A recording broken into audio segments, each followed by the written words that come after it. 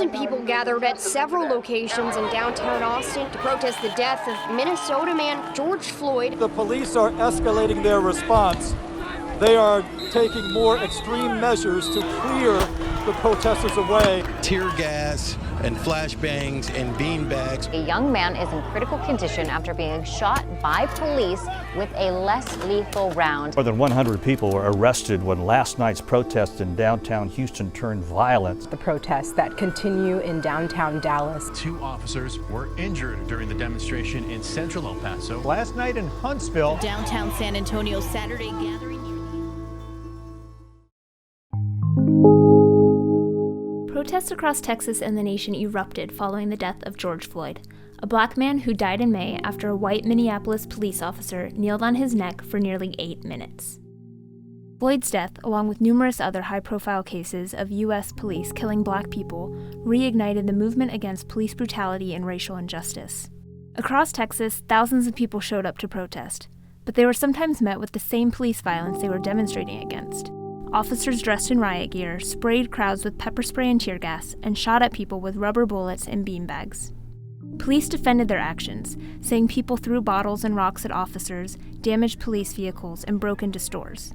There's still work to do, but we can't do it if you're looting and criminalizing all of our downtown breaking windows, shooting. But the law enforcement tactics used in protests raised more questions about police use of force.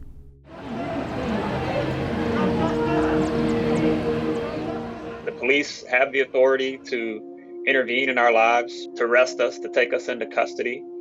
And if we don't comply, they are legally given the authority to use some level of force. Given the power that we give police officers, we have a right to question their tactics and ask if it's evidence informed and if it is the best way to proceed.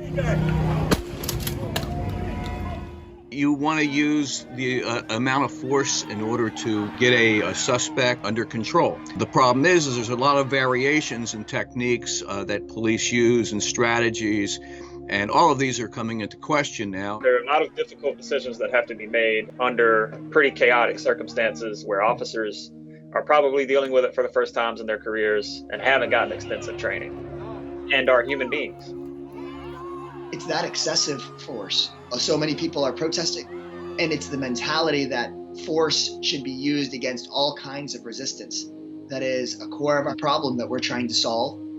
You know, I had already experienced force being used on protests in the past, but the amount of force and the impunity of the force is so much stronger. So actually, I've taken to wearing goggles to protect from the tear gas and also to protect from projectiles.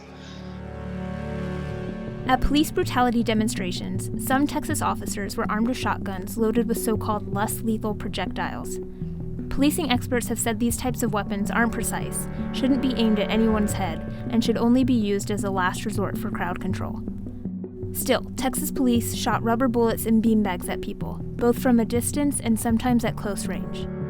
Less than lethal really is kind of a misnomer because it can be lethal. Some of these things as innocuous sounding as a beanbag, you think of, a little toy like you're playing cornhole or something like that, but it's being shot out of a shotgun. It's an obfuscation because if they're aiming it at your face and they're close to you, which is what I've seen multiple times, you can kill people with it. Oh my God! It's a use of force that's intended to cause both physical and psychological distress. The big question for me is not whether they're okay to use, it's under what conditions it's okay to use them and where on the human body they strike. We have seen across our state how, in fact, these things that are supposedly supposed to make us safe are actually harming people. It's a 16-year-old who was hit in the head with one of these lead pellet guns. You can see Ayala standing on the berm along 35 near 8th Street. Then he collapses, shot in the forehead by an APD officer's beanbag round. A 20-year-old man is in critical condition after he was shot with a less lethal round. One of the police officers shot one of these less lethal munitions into the crowd and hit my brother. There were police officers in our city who were injured, and that's not right, but it's unacceptable for us to have a 16-year-old and a 20-year-old fighting for their lives, and so many others injured and hurt. as tragic as the incidents are, hopefully moving forward, these will serve as a learning experience. And we'll see agencies really push to not fire projectiles indiscriminately into crowds. There's no national standard on how to properly engage in protest policing. A lot of Americans probably intuitively think, well, this is what the police do. They should be experts. They should know what they're doing. And I would say that they probably don't get the training that they need to properly deal with these situations. No, you really can't train for a situation where you have 1,000 people in your face. Looking at some of the video, you can see that some of the law enforcement officers are really scared. You got to protect yourself. But when you show up in military riot gear, you can't deny the optics of it. It suggests they're preparing to go to battle. We don't see no violence here. Why are you in riot gear? People were throwing a water bottle.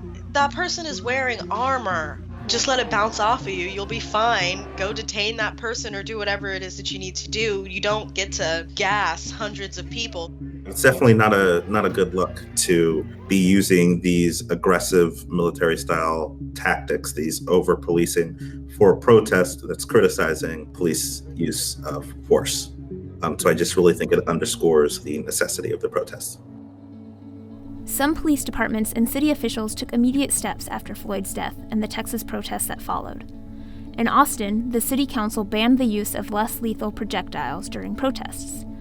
In Austin, Dallas, and Houston, officials restricted police from using chokeholds or restricting a person's airway. One day after the city approved the measure, an Austin police officer was recorded pressing his knee into a protester's neck while the man was flat on the ground. Some advocates see the quick policy changes as a positive first step, but doubt they'll result in meaningful change without a deeper overhaul of policing culture and responsibilities.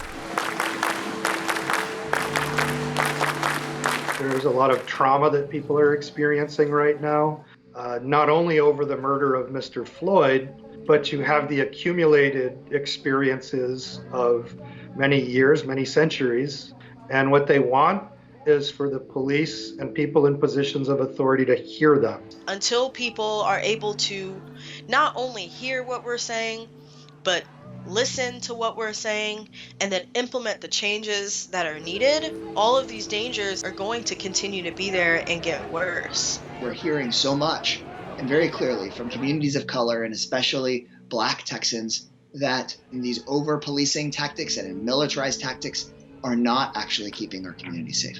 And I think that you've seen an awakening in Austin and in other Texas cities of a public pushing and calling on our city councils to do something about it. It is now up to us to use this moment to reimagine public safety.